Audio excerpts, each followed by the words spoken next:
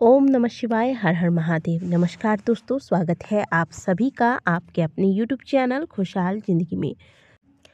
सोमवार के व्रत में आपको क्या खाना चाहिए, क्या नहीं खाना चाहिए, प्रसाद में क्या चढ़ाना चाहिए और खाना यदि खाना है तो कितनी बार खाना खाएं और कब खाएं, इससे संबंधित आपको पूरी जानकारी देने वाले हैं। सोमवार का दिन मुख्य रूप से भगवान भोलेनाथ को समर्पित होता है और सोमवार के दिन हम भगवान भोलेनाथ की पूजा आराधना जैसे कि 16 सोमवार का व्रत रखते हुए करते हैं या फिर साप्ताहिक सोमवार का व्रत रख के करते हैं और कुछ लोग 5 सोमवार का व्रत यानी कि पशुपतिनाथ के व्रत को धारण करते हैं।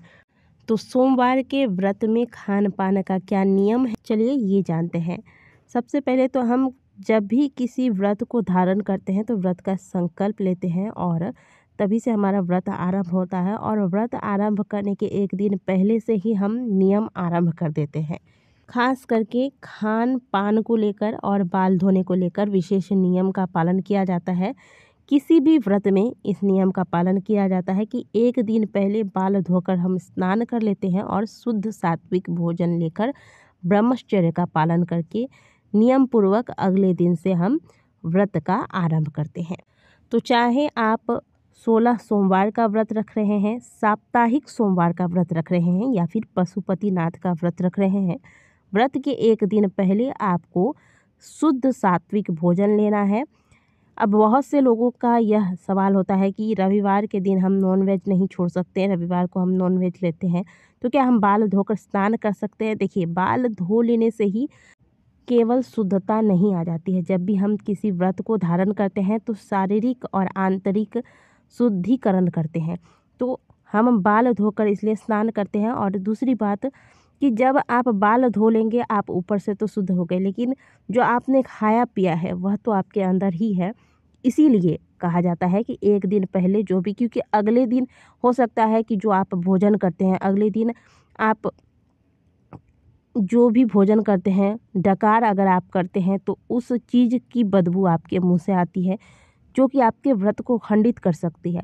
इसीलिए एक दिन पहले शुद्ध सात्विक भोजन में प्याज लहसुन का भी त्याग करते हुए आपको यह भोजन करना चाहिए। यहाँ पर होता है क्या है कि जो लोग व्रत रखते हैं तो व्रत जिस दिन आरंभ करते हैं केवल उसी दिन को मानकर चलते हैं, लेकिन ऐसा होता नहीं है। यदि व्रत का आपको पूर्ण फल चाहिए तो एक दिन पहले से ही किसी भी व्रत के नियम को आरंभ करने का विधान हमारे शास्त्रों में बताया गया है। अब व्रत वाले दिन आप प्रातःकाल जागने के बाद जब स्नान करके व्रत का संकल्प लेते हैं, इसके बाद प्रातःकाल की पूजा इत्यादि जो भी आपको करना है घर में करना है घर में कर लीजिए, मंदिर जाके करते हैं तो मंदिर में जाकर कर लीजिए, या आपके पूजा पर निर्भर करता है। यदि पशुपति व्रत करते हैं तो आपको दोनों समय मंदिर जाना होता है, और यदि आप 16 सोमवार का व्रत कर रहे हैं या फिर साप्ताहिक सोमवार का व्रत कर रहे हैं तो ऐसे में यदि संभव हो सकता है तो दोनों समय आप मंदिर जाए, प्रातःकाल प्रदोष काल में,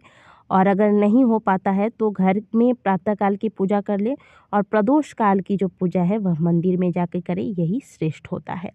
तो आपने प्रातःकाल की पूजा इत्यादि पूर्ण कर ली, इसके बाद आप चाय ले सकते हैं, शरबत ले सकते हैं, घर में खुद से तैयार किया हुआ जूस, जो पैकेट में जूस आता है वो जूस आपको व्रत में प्रयोग नहीं करना चाहिए, ठीक है। इसकी शुद्धता का हमारे पास कोई प्रमाण नहीं है, इसलिए आप ताज़े फल और खुद से बनाया हुआ जूस का सेवन करें। दूध ले सकते हैं और चाय मखाना वगैरह आप चाहे तो ले सकते हैं। हालांकि व्रत का जो सबसे सही नियम है वो ये है कि जब आप व्रत करते हैं तो आपको बार बार नहीं खाना चाहिए। तो जो भी आपको फल वगैरह लेना है, चाय लेना है, जूस लेना है, आप एक बार ही ले लें बैठकर। जो आपको खाना पीना है एक बार खा पी ले, बार बार दिन में आपको नहीं खाते रहना है, फिर यह व्रत की श्रेणी में नहीं आता, ठीक है। तो आपको इस बात का ध्यान रखना है कि बार बार नहीं खाना है। भले आप फलाहार ले रहे हैं लेकिन बार बार खाने की मनाही होती है व्रतों में। तो एक बार जो आपको फल वगैरह लेना है, जूस वगैरह लेना है, एक बार में ले लें। प्रदोष काल की पूजा के बाद आप एक बार मीठा भोजन कर सकते हैं। शिव जी के जितने भी व्रत होते हैं उसमें नमक का सेवन नहीं करना चाहिए। कई लोग कहते हैं कि हम सेंधा नमक का सेवन कर लेते हैं, तो खास करके साप्ताहिक सोमवार का व्रत या फिर 16 सोमवार का यदि आप व्रत कर रहे हैं तो नमक का सेवन ना करें, ये ही आपके लिए श्रेष्ठ होगा यदि आप व्रत का पूर्ण फल चाहते हैं तो। और पशुपति व्रत की जो विधि बताई गई है, इसमें आप दिन में एक बार फल ले लें, शाम को प्रदोष काल के पूजा के बाद हो सके तो मीठा भोजन ले, अगर नहीं रहा जाता तो आप एक बार सेंधा नमक डालकर शाम को शुद्ध सात्विक भोजन बनाकर ले सकते हैं। लेकिन मैं आपको यही सलाह दूंगी कि शिव भगवान के व्रतों में नमक का सेवन करना शास्त्रों में वर्जित बताया गया है। अब पशुपतिनाथ के व्रत में विशेष करके जो शाम की पूजा होती है, इसके बाद बहुत से लोग जब नहीं रहा जाता है तो सेंधा नमक का प्रयोग करके भोजन कर लेते हैं, शुद्ध सात्विक भोजन। लेकिन अगर इस व्रत में भी रहा जाए आपसे तो आप नमक का त्याग करके मीठा भोजन ही कर ले तो ये श्रेष्ठ होगा। व्रत में आप जो भी भोजन करते हैं वो किसी और के घर का भोजन नहीं होना चाहिए। व्रत का भोजन हो सके तो खुद से तैयार करके करें, और अगर नहीं हो पाता है तो कोई और भी अगर तैयार कर देता है तो वो भोजन स्वयं के घर का होना चाहिए। किसी और के घर के भोजन से आपको व्रत नहीं खोलना चाहिए, या फिर व्रत के दौरान भी भोजन नहीं करना चाहिए किसी और के घर का। यदि आप रास्ते में हैं, कहीं बाहर है, ट्रैवल कर रहे हैं, तो ऐसे में आपको व्रत के दौरान फलाहार ही लेना चाहिए, बाहर का भोजन आपको नहीं करना चाहिए। और व्रत वाले दिन भोजन करने से पहले भी नियम है कि आप जैसे पशुपतिनाथ का व्रत करते हैं या 16 सोमवार का व्रत करते हैं, तो जो आपने भगवान को प्रसाद भोग लगाया है और जो मंदिर से आप लेकर आए हैं, उस प्रसाद को लेने के बाद ही आपको भोजन करना चाहिए। 16 सोमवार के व्रत में और पशुपतिनाथ के व्रत में जो आप प्रसाद लेकर जाते हैं उसके 3 हिस्से किए जाते हैं। तो पशुपतिनाथ का जो लोग व्रत रखते हैं, पशुपति व्रत रखते हैं, तो प्रसाद के 3 हिस्से में से 2 हिस्सा मंदिर में ही भगवान के सामने छोड़कर तीसरा हिस्सा हम अपने लिए प्रसाद स्वरूप लेकर आते हैं।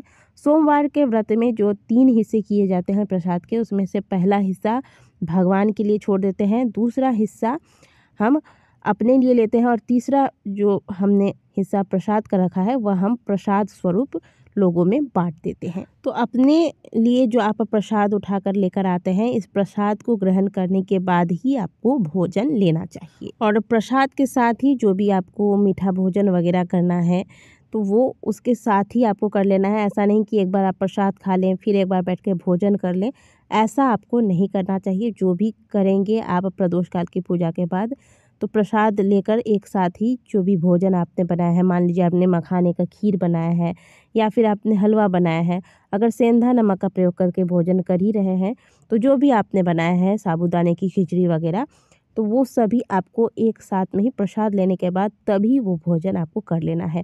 बार बार घूम घूम कर आपको भोजन नहीं करना है, इस बात का ध्यान रखिएगा। और एक और महत्वपूर्ण बात, जैसे जो व्रत कंटिन्यू हम रखते हैं, जैसे पशुपति व्रत 5 दिन का व्रत होता है, 5 सोमवार का, 16 सोमवार का व्रत रखते हैं, तो इस दौरान क्या हम तामसिक भोजन कर सकते हैं? जो हम लगातार सोमवार को भोजन करते हैं, तो इससे क्या हम इस बीच में जब तक 16 सोमवार का व्रत पूर्ण नहीं होता तो क्या हम तामसिक भोजन ले सकते हैं या नहीं? यानी कि जो लोग नॉनवेज लेते हैं वो नॉनवेज ले सकते हैं या नहीं?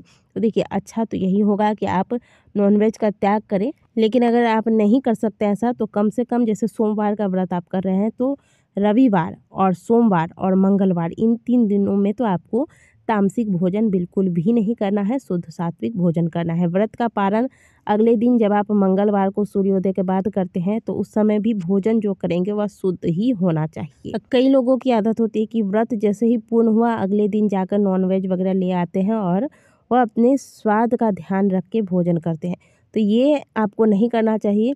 इसका मतलब है कि व्रत आपने किया और आपका ध्यान कहीं ना कहीं इन तामसिक भोजनों पर ही लगा रहा, तो इसलिए आपको ऐसा नहीं करना चाहिए। भोजन आपको जैसे मंगलवार के दिन भी आपको तामसिक भोजन का त्याग करना है। और सबसे महत्वपूर्ण, एक दिन पहले, व्रत के एक दिन पहले आपको शुद्ध सात्विक भोजन लेना चाहिए, बाल धोकर स्नान करना चाहिए, ब्रह्मचर्य का पालन करना चाहिए, अपने शरीर और अपने मन को बिल्कुल शुद्ध रखना है ताकि अगले दिन आप पूर्ण शुद्धता के साथ इस व्रत का पालन कर सकें। दोस्तों वीडियो अगर अच्छी लगी है तो वीडियो को लाइक कीजिएगा, कमेंट बॉक्स में हर हर महादेव अवश्य लिखिएगा। मिलते हैं आपसे अगली वीडियो में, तब तक के लिए ओम नमः शिवाय, हर हर महादेव।